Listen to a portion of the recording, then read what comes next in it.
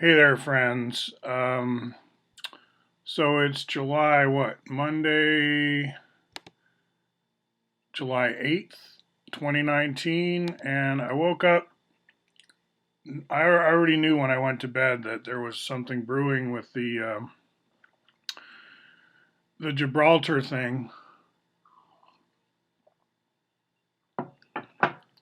So that's going on. I posted something quickly and short and re-emphasizing that I'm against BDS, against Iran, because when all this comes out in the wash at the end, I want to have been on the side of integrity, not on the side of the imposters. Now, what do I mean by imposters? Like this guy, I comment on his YouTube. He's saying, hey, you better just vote for the Democrat and not monkey around with any third party stuff. When push comes to shove, everyone's waiting for 2020. Like the world has to go on. We can't just sit on our hands and wait for this voting cycle to dictate world history, right? So he's taking issue with Jimmy Dore, which is fine, and blah, blah. And so I say, Democrat or Republican was not in the Constitution, right? No parties mentioned. Some of the founding fathers were very angry or suspicious about the party thing. I think that was a kind of schizophrenia that came from England, this two party polarity, Tory, Whig kind of stuff, Democrat, Republican, and it hasn't been to the better. Like, why do you need parties at all again? Just people should run and say what they stand for and try to get votes, and if they get enough votes, they go be representatives. But of a party? Who said party? Why even use that word? It sounds dumb. I don't want to be in a Democratic Party or Republican Party. Why? So anyway, as a Cascadian, I'm for making a joke out of whoever wins, as the District of Columbia is hosting an illegitimate imposter regime at this point in history.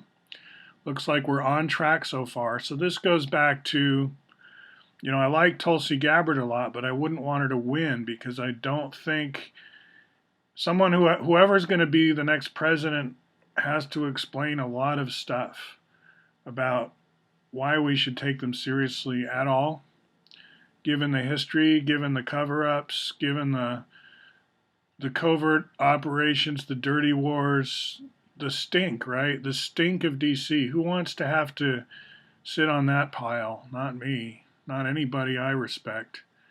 I'm sorry for people who have to do that job. It's really, like Trump said, a terrible mess that he inherited. I'm not here to single out Trump as the bad guy.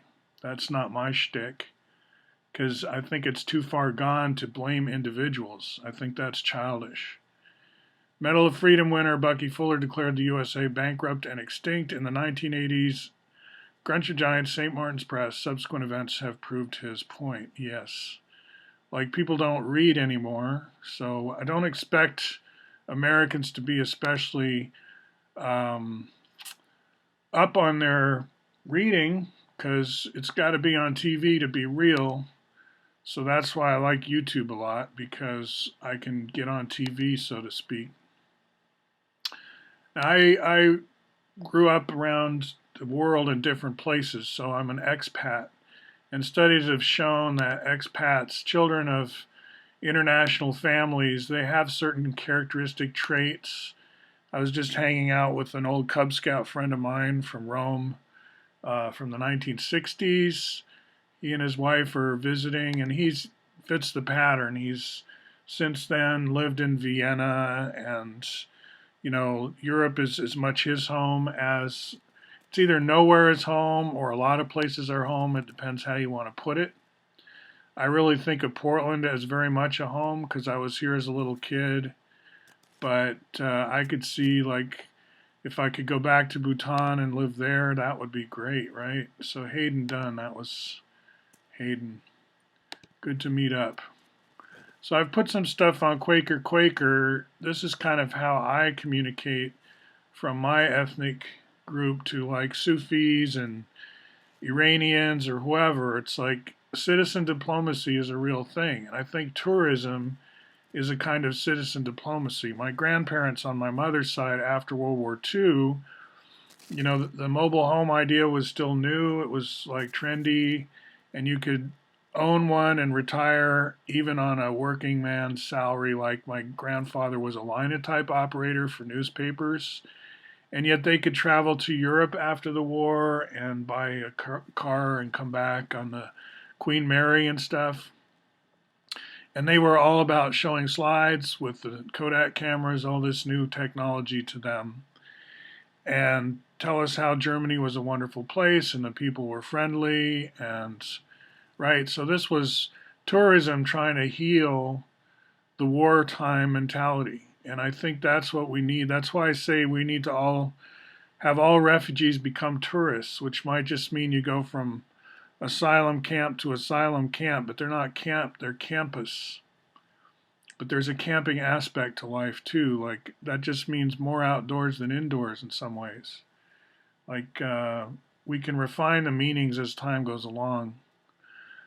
I just encourage tourism because the way you don't have wars is you have people who are actually aware of the world and not just making it up in their heads, and certainly not relying on screenwriters on fictional television to tell them how the world is. I think that's the huge weakness of our culture here in the United States is TV is fine as a technology. There's nothing wrong with TV in itself, but fiction has taken over, even at the reality level. Like we've trusted everything to fake news. I'm sympathetic to Trump always saying fake news, because I feel the same way, right? They never covered the Bucky stuff. It was like, oh, he's a crackpot, let's move on, right? He thinks he got a Medal of Freedom from Ronald Reagan, and he said the United States is bankrupt and extinct at the same time, and that's not news. So ever since then, it's been not news. It's been fake, fake, fake, fake, fake, fake, fake for what, 20 years? 40 years? 40 years of fake. It's kind of how it looks to me. A little under 40 years. Fake, fake, fake, fake, fake. It gets boring. But then there's real news too. It's not all fake news. It's just the big oligarch news, right? The people can afford to be on broadcast TV. They can't afford to tell the truth. They just can't.